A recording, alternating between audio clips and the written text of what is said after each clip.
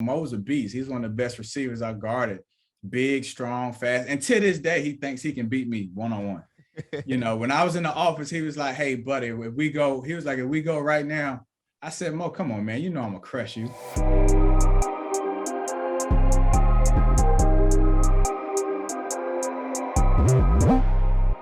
Hello, Eagle fans. This is Kyle Barnes with the NCCU Sports Network, and welcome back to Season 2 of Where Are They Now, where we take a look at former NCCU student athletes and see what they're up to doing right now post-NCCU. Joining me today from the football program is none other than Buddy Crutchfield. Buddy was a three-time all-conference defensive back and a member of the 1996 Eagles defense that led the nation in pass efficiency defensive rating. He also played a few years in the NFL with the Washington football team and the New York Jets. Ladies and gentlemen, I welcome back to the next Buddy Crutchfield. Buddy, how you doing, man? I'm good, man. I'm blessed. Thanks for having me. Love it, man. So again, like I said, said in the intro, you joined the NFL. So first things, what have you been up to, from the NFL and right now? Well, that was, first of all, that was years ago. So a lot has happened since then, man. So, when I left Central in 98, I played a couple years in the league. My last year in the training camp was 2001. So I left St. Louis, came home, and when I left St. Louis, they actually wanted to switch me from DB to receiver. So they asked me to go get some film, and they gave me two options. They said you can go overseas. I think that the Europe League was going on then, or they said you could try Arena League. This new Arena League's jumping off, so you could try that. So being from North Carolina, I actually signed up with the Carolina Cobras. And my goal was to, get a little film at receiver, man, and hopefully get back in the league. Unfortunately for me, I tore my ACL my first game playing. I tore my ACL, which I was pretty injury-free at Central and in high school, some nicks and knacks. But, first real injury, man, tore my ACL, went in, had the surgery and just decided to hang the cleats up, man. So stopped playing ball back in 2003, I think it was. And then from there, so it's funny, I had just had surgery and I came back home and I said, hey, while I'm, rehabbing, I'll volunteer. So I came to Central first to volunteer. Coach Broadway was the head coach at the time. For whatever reason, Coach Broadway, didn't have room for me, but we'll leave it at that. Not sure what happened there, but came to Central first, man, tried to volunteer.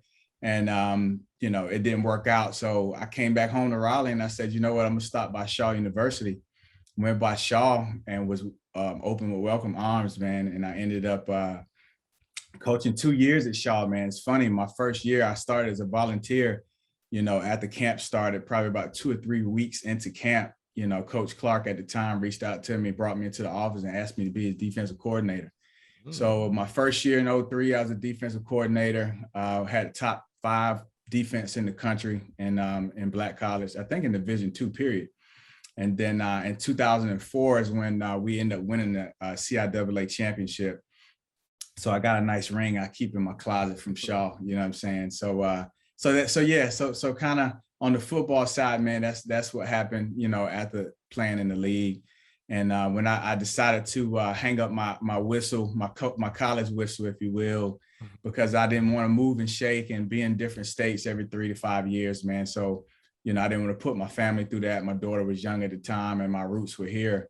So, I decided to hang the whistle up, got into corporate America and just been, grinding ever since, man. How was that transition, like you said, going from football to, making that switch to going to corporate America? Like, how difficult was that transition? Because again, I'm pretty sure your whole life, football was everything. It was tough. I'm going to say when I left the Rams, man, it was tough. I tell my wife this to this day. I say a female has never broken my heart, but football definitely did. Football definitely did, man. I think I was depressed, man, for about now that I didn't know I was depressed then, but now I can look back and say, yeah, I was probably depressed for about 3 or 6 months. And my wife would be like, yes, you were. You absolutely were. So it was tough, man. So the coaching helped because I was able to, kind of, get mine in coaching, at a high level, at a collegiate level, which was cool. And then when I decided not to coach collegiate football anymore at that time, so my son was born in 2006.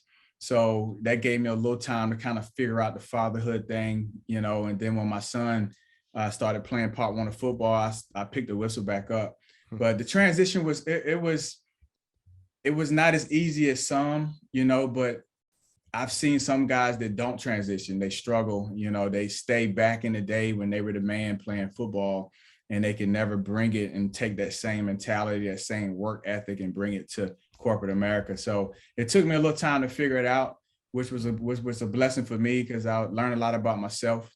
I learned a lot that I needed to learn that I didn't learn while I was at Central and when I was playing in the league. So that bridge, I would say, between that, 03 to 06 time frame, that 3 years, I really matured a lot and was able to, find out who I was and take everything, that competitive nature and everything I learned from being an athlete and playing football, and kind of bring it to starting my career in corporate America. What would you tell an NCCU student athlete now? Because again, everybody always says that ball's going to stop bouncing eventually, whether it's football, basketball, it's going to stop eventually. So what would you tell a student athlete, to prepare themselves for life after, their sport? First thing is graduate. A lot of kids now leaving early for whatever reason, not graduating.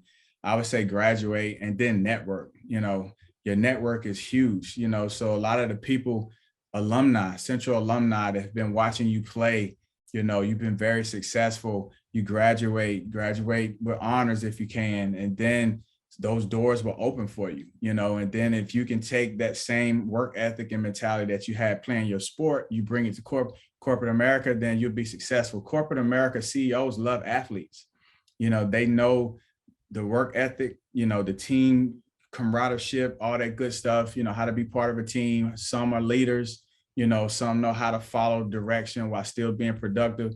So, some of our high up execs at my current job at Red Hat, when I got hired, it was because I was an athlete, and they love to see athletes in the building. Awesome. That's awesome advice for not just anybody at NCCU, but just anybody watching this interview. Absolutely. Let's go ahead and kind of stay with the whole NFL thing. Again, you were one of the first Eagles to kind of break into the NFL. But now these days, we have some more former Eagles in the NFL. Nick Leverett, who just won a Super Bowl with the Tampa Bay Buccaneers. Ryan Smith, been in the league for about 4 or 5 years now with the Los Angeles Chargers, but with the Buccaneers last year. Now we have Brian Mills. What does that mean to you, seeing other former NCCU Eagles in the NFL? Well, first of all, when I was coming out, we looked up to the Masseys, the Fazels, and the Clarks that came before us.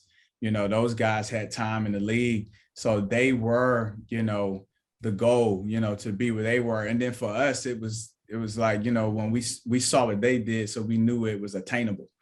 So to speak on the guys. So first of all, congrats to Nick and Ryan, for not only sustaining and playing, but them boys got rings, So a little jealous of that, man, but I'm happy for those guys, man, and I pray they have a long, successful career in the league. And for Brian, I thought Brian was a beast. He should have been drafted, a big, long corner like that, that's athletic. They were blessed with that free agency signing. But it means a lot. It's always a goal. You have the stigma of Black college on you. Things have changed a little bit since Central has grown and become, D1. When I was coming out, we were D2. We were in the CIAA.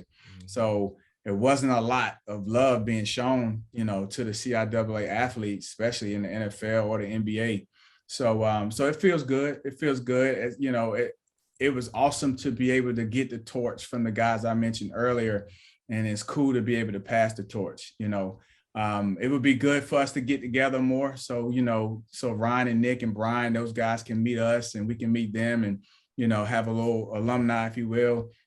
But it's always awesome, man, to see, guys that come from your school who, blood, sweat, and tears in the same locker room, same field, see their, dreams achieved by making it to the league. And Trey's been doing, he's definitely reached out and has been doing good, man. Since I've been gone, he's put more energy and effort into bringing the old heads back, which is awesome.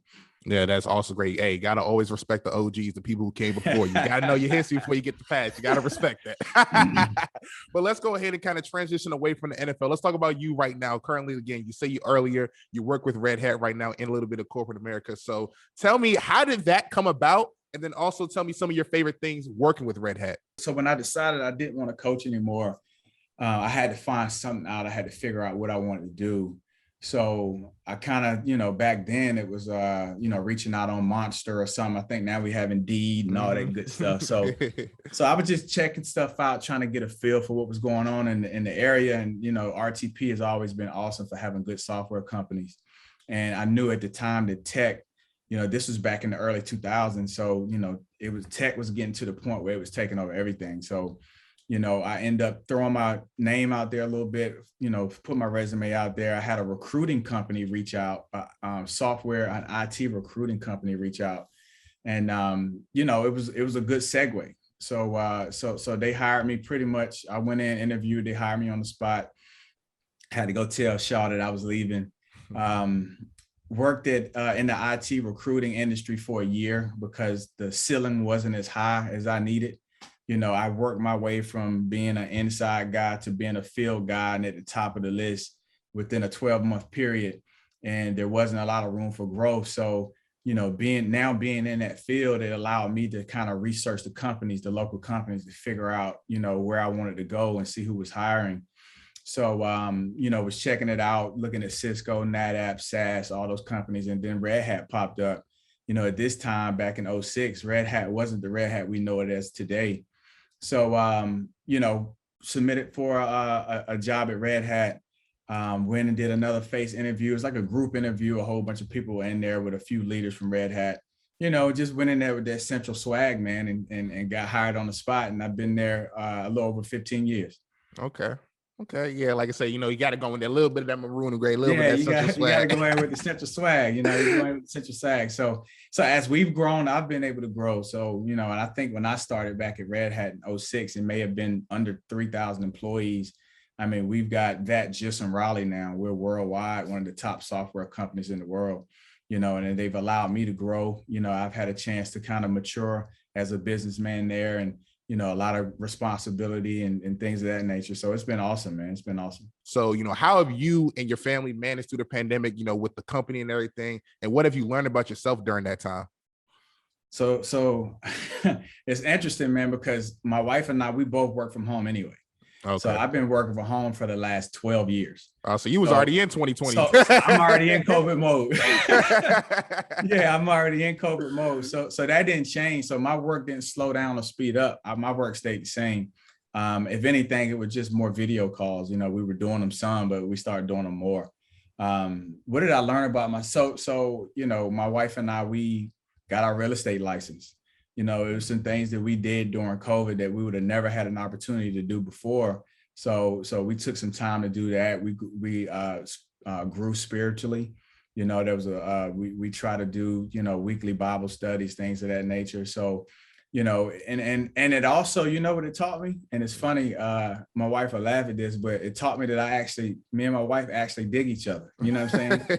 Like some people were to the point where they was like, hey, I need to get an apartment so we can have some time away. But, we were, in here every day, man, hanging out, and, it was cool, so that was one good thing that came out of it, that, we actually like each other pretty good, and the kids didn't eat us out the house. So it was good. We made it through. Let's go ahead and let's wind the clock back to your days at NCCU. So your head coach, NFL Hall of Famer Larry Little. So I just have to ask, what was it like playing underneath him? Man, it was a comedy. Every day was funny. Coach Little, people don't know this. Coach Little was hilarious. And the thing about him, the thing that he would always do, he would always call me by my government name. So everyone knows me, Buddy Crutchfield, but my real name is Wellington. So he would never do it on the football field, but when I would see him around campus or in the football office, he would just look at me and say it like Wellington. And it was hilarious, but he, for whatever reason, he got a kick out of doing that, man. So he was a comedian in his own way. He was awesome, man. And it was a pleasure for him to be our coach, especially being a Hall of Famer. If you didn't know him, you would never know he was a Hall of Famer by the way he carried himself, until he needed to let you know that he was a Hall of Famer. And he would if he needed to. That's awesome. So again, along with that moment, I know there's probably multiple more, but can you tell us some of your favorite moments with or about Coach Little? I would say my favorite moment, man, was when he recruited me and he came and sat down in my living room. And if you've never seen Coach Little, especially at the time, he wasn't small. He was a big man. So I remember him coming in our apartment, sitting down on the couch, talking to my mom, because he had to sell my mom. I grew up in a single parent home most of my life. And so him just sitting down and kind of just humbling himself and kind of just being speaking to my mother as if, hey, I'm going to be his father figure if you just give him to me, and he made me feel wanted. That's one of the reasons why I came to Central. I told my kids, told Kai, and I tell Brandon now, when picking a school, is difference in a school that's interested in you versus a school that's invested in you. And Central was invested. Coach Little was invested, and he made it known. And that moment, him sitting down in my living room, making us feel welcome and making my mom feel good about, me going to Durham, was huge. That's probably the highlight of my, time with Coach Little. 1996, that season, something crazy with that defense. You helped lead the defense in the nation with pass efficient defensive rating. What came together that season? Man, we always had some dogs at Central. When I got to the league, I'll look around and say, man, why my boys not here? You know what I'm saying? Like, seriously, when I got there,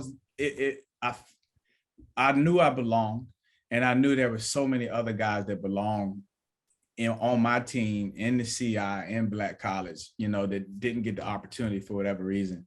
But first off, man, we had a hell of a D-line and linebacker crew, so, and our D coordinator, Coach Waj, who's at A&T now, you know what I'm saying? He was a beast on the play call, and the schemes. We had dogs up front. We had a great linebacker crew.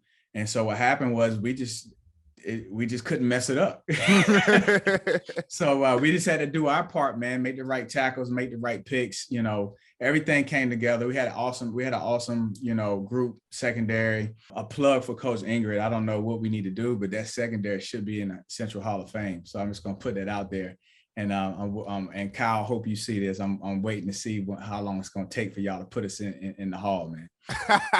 Hey, Kyle, Dr. Ingrid, y'all heard my man Buddy Crutchfield. Don't shoot the messenger. I'm just putting up. Hey, I'm just saying.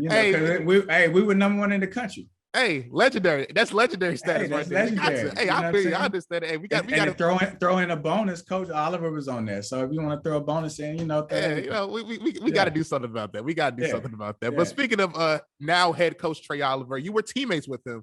What was it like on the field? Lining up with him together with y'all? Not only teammates, man. This dude was roommates. You know what I'm saying? So our freshman year, we were roommates. So we met the summer before. And Coach Little already knew it. He was like, hey, they're going to be roommates. I'm going to give them an opportunity to meet each other during the summer. So we met during the summer and hit it off, man. And we were roommates our first year, our freshman year. So what was Trey? So Trey was a fireball. He's the guy that, he's going to try to fight every other play. He's going to talk junk. I had to pull him aside. Like, listen, man, you wasted too much energy on that, man. Let's go. But fireball, awesome dude, man, great friend. So happy for him too, man, for him to be where he is today. Him and his family, they've been awesome. We kept in touch since we left Central. So definitely proud of him. And like you said, talk about him now being the head coach and everything. Did you see this potential that he was going to be a head coach one day when you were playing with him? Was this something that he talked about? Trey does everything 110 miles per hour. So I knew that if he was going to start coaching, that his ultimate goal was to be the head guy and to run his own program, and seeing his, how he started, where he started and the route he took, I knew that, coming home was probably his goal, was to get home, from being with Coach Broadway and going Dale State, A&T, Southern, it was Grambling. He went to Grambling. So I knew once he kind of got into that groove that was his goal.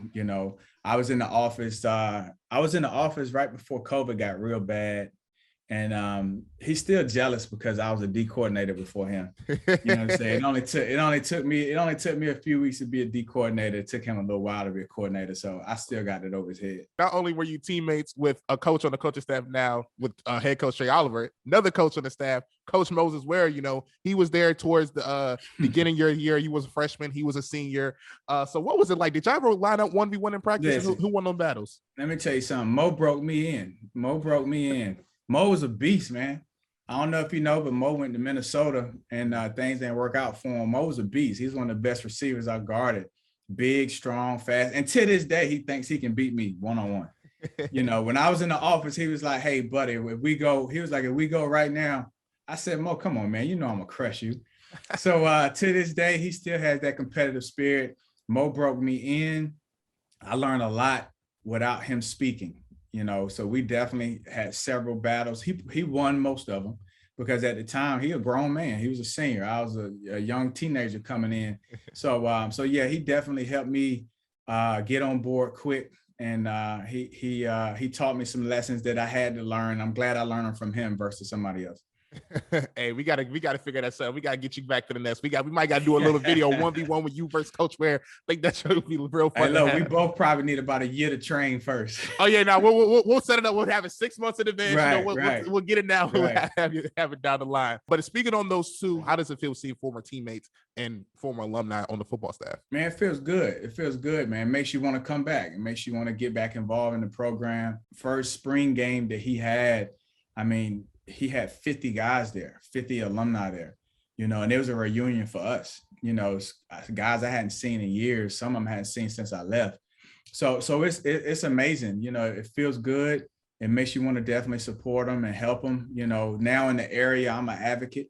You know, my son plays high school football. So when I see kids, you know, looking for schools and places to go, I'll pick up the phone and say, Trey, hey, you know, I got one for you, you know, that type of thing. So it's fun.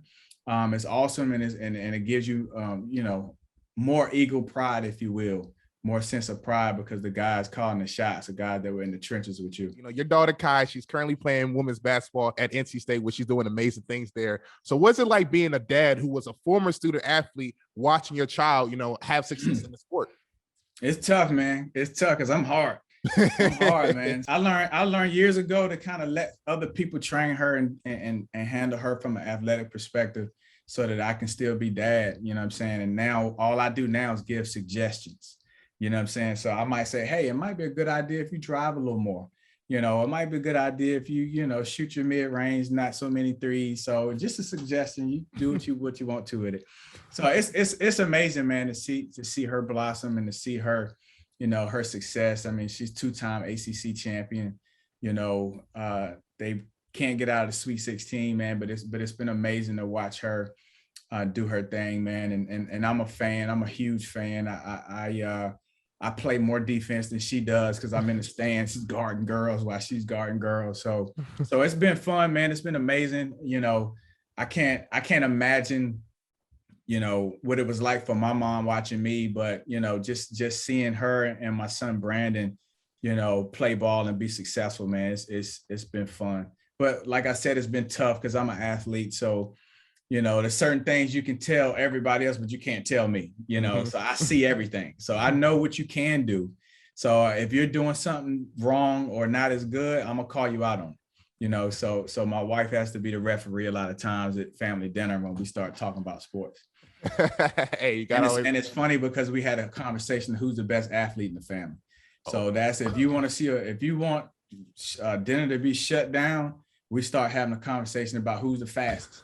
Like, you know, right now they think they can beat me. So I told him, I said, look, put some money on the table and give me 2 weeks to train and we'll see what's going on. We'll see what it is. Yo, that is crazy. That is funny. So I got to ask you, you know, with Kai, I'm gonna get to your son a little bit. With Kai, has she ever beat you one-on-one? And if she did, what age was she? I'm gonna tell you, we played horse one day. My son was playing basketball, which he doesn't play anymore. He was playing like rec ball, and during halftime, we got a ball and went out and shot, and we started playing horse. And she beat me. She beat me 3. So we played 4 games. She won 3 of them, you know, and I was trying. I was trying hard. Now, basketball wise, that wasn't my favorite sport. I was a jumper. I was explosive. I could jump out the gym, dunk, all that stuff. I could shoot. My handles weren't the best, but you know, that wasn't my main thing. So she beat me, and people were watching, and she beat me. And I was just like, hey, you know, I'm glad you can beat me. That's good, you know. So we'll check that off the list. Oh my goodness, that's funny. So, with your son, playing football, how is it, again, you being a former student athlete that played football, how is it, watching him play football? Yeah, so he's baseball and football. So with baseball, I make suggestions and do much like I think he likes baseball a lot because I didn't play. So you know what I'm saying? So I can't coach him so much. So when I do try to coach him, he look at me like, come on, dude, you don't know what you're talking about.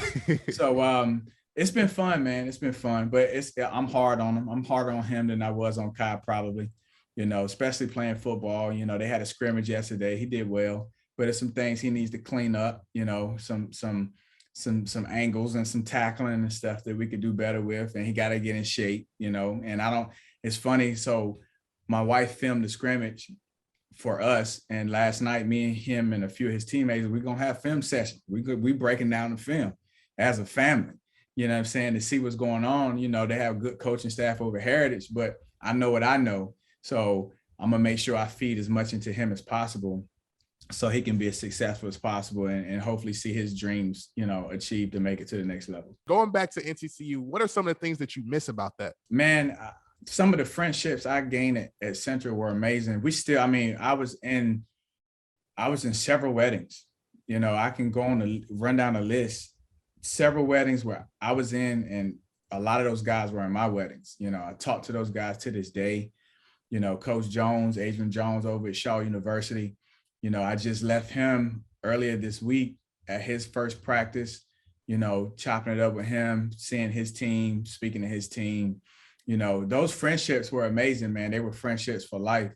And that's the awesome thing about Central, and playing a sport, to this day, a lot of those guys, we still talk. So that's one of the things that's, one of the biggest things for me and what I missed the most and what I took away from it was just that friendship, that we gained being, playing football over there. And not just the football athletes, we were cool with the basketball team. Me and Lavelle, both of us are from Raleigh. I see him today, it's all love. Some of the other guys that ran different, Coach Walker, the track coach. Mm-hmm. Coach Walker, me and him were just together 2 weekends ago, so friendship, we knew each other in Raleigh, but we really got really cool when we were both at Central.